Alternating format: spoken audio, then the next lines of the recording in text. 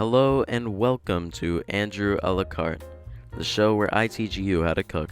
Today I'll be making a delicious vegetable curry, which is perfect for when you want a bit of Indian food and need something to satisfy that craving. We begin by chopping some onions and, oh, it's the first step and I've already cut myself. Well, with some gloves on now, we move to the second step, where we cut some tomatoes. I didn't have enough red ones, so I also used yellow and green tomatoes. You can even use tomato puree or canned tomatoes if you'd like, but I recommend going fresh. I'll then head over to the stove and begin heating some ghee. Something that I like doing when making curry is tempering some whole spices. I'm adding in cumin seeds, anise seeds, cardamom pods, and finally some mustard seeds.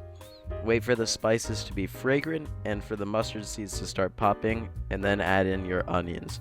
Mix those around and let them start to cook. I then like to add half of my curry powder into the onions, and afterwards put a little bit of vegetable stock in to spread everything around and incorporate all of those ingredients.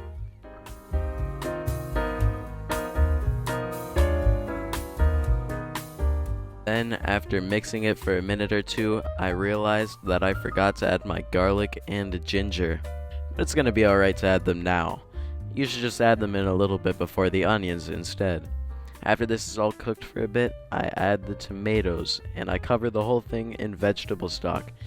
I then add in the rest of the curry powder and put in all of my masala powder. You want this to be extremely flavorful, and trust me, it will be after putting in all of that spice. I then cover and cook this for about 20 minutes while stirring occasionally.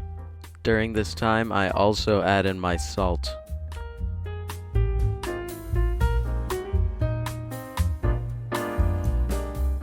Now's a good time to cut any vegetables that you want to put in the curry. You can really use anything. You can use asparagus, maybe broccoli.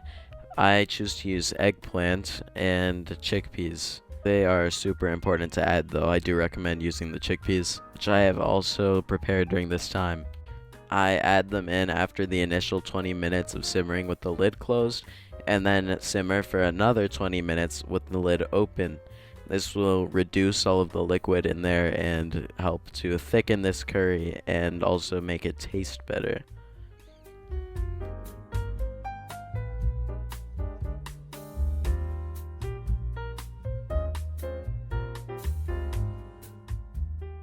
After the 20 minutes, your curry should look something like this.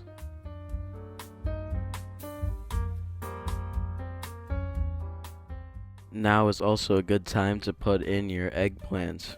When it's in, you can close the lid to your pot and leave it to simmer closed for about 5 or 6 minutes.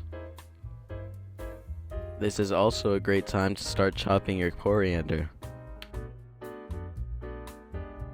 After the pot's done simmering, you can add in your freshly chopped coriander and then a couple of tablespoons of yogurt. This will make it a little bit creamy and give it a nice flavor. With all of this done, your amazing curry is now complete. Let's take a look at it.